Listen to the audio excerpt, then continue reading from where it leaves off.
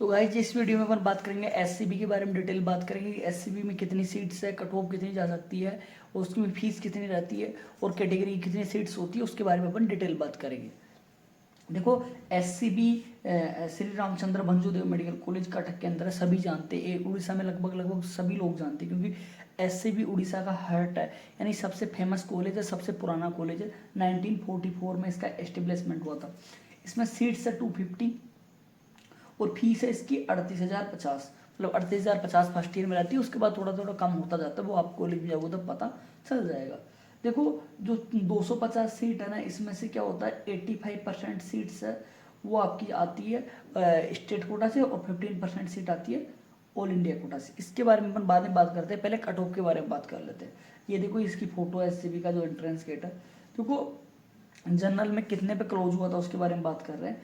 Open round 7,984 rank all India जिसकी थी 7,984, और स्टेट रैंक 281 यानी 221, और थर्ड राउंड में क्लोज हो गया था। यानी ओपन के लिए जनरल में जो ओपन राउंड होता है जिसके पास कुछ नहीं हो, ना ग्रीन कार्ड हो, ना एक्स सर्विसमैन का कोटा हो, ना पीसी हो, और जो फिजिकल चैलेंज हो ना, और कुछ भी किसी प्रकार का, ठीक है। उसके बाद जीसी जिसके पास ग्रीन कार्ड है वो 9,568 तक मिला था। 269 उसकी स्टेट रैंक थी, फर्स्ट राउंड में क्लोज हो गया था। एक सर्विसमैन 12,012 और स्टेट रैंक 358 तक गया है, सेकेंड राउंड तक मिला है।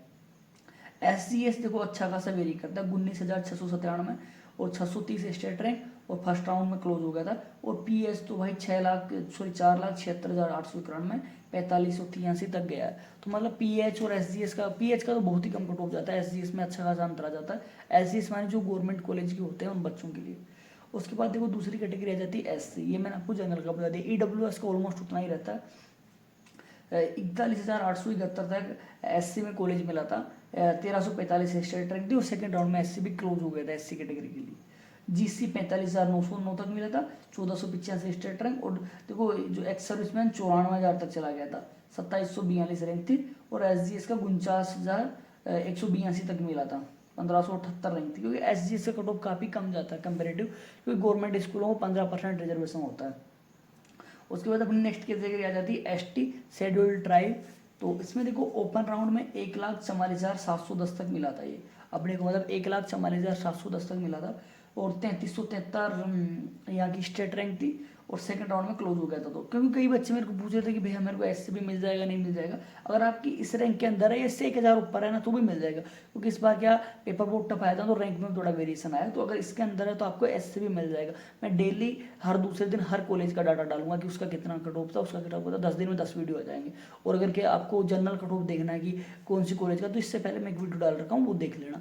और आपको क्लोजिंग कट ऑफ देखना तो भी डाल रखा हूँ। अब नेक्स्ट बात करते हैं एसटी का। एक ये हो गया, एक सर्विसमैन 2,40,741 और 39,151 तक इसका स्टेट रैंक था, और फर्स्ट राउंड में क्लोज हो गया था। एसजीएस में 3,78,169 तक गया था, 4,374 स्टेट रैंक था।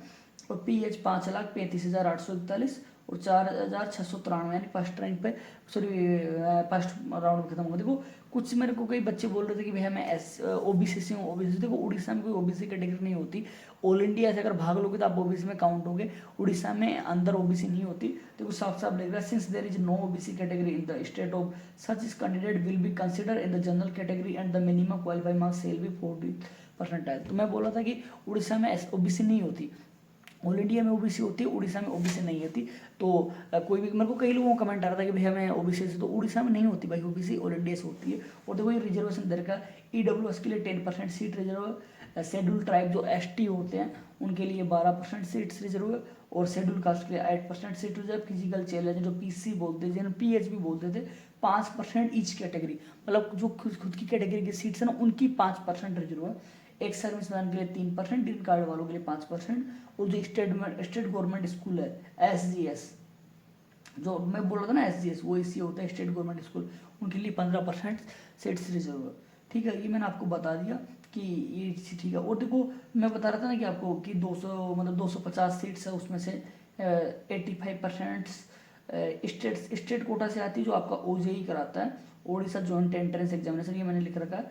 उसके अलावा जो 15% सीट्स है उसको कौन कराता है, एमसीसी अपना जो मेडिकल काउंसलिंग जो कराता है, एनएमसी के थ्रू होता है ये। ठीक है, तो देखो मैं आपको एससीबी में बता देता हूँ। एससीबी में टोटल 212 सीट्स अपनी स्टेट कोटा से फिल होती है, और जो बच गई कितनी 438 वो सीट ऑल इंडिया से आती AIQ से।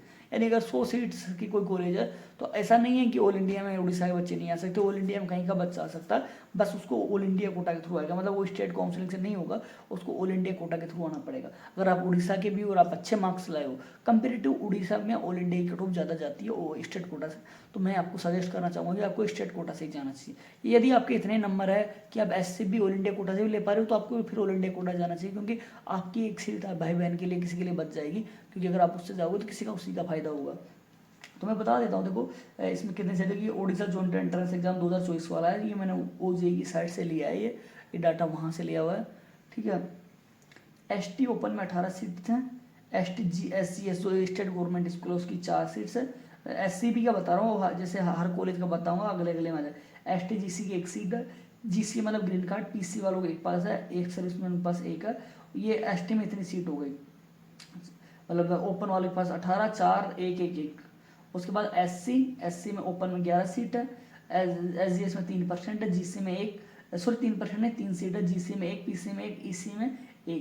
अनरिजर्व के लिए 124 सीट है, जो SGS है उनको लिए 25 सीट्स है, तो 25 सीट पे SGS वाले बच्चे आ सकते हैं, तो इसी के अकॉर्डिंग जितने बच्चे वो कट ऑफ डिपेंड करता है।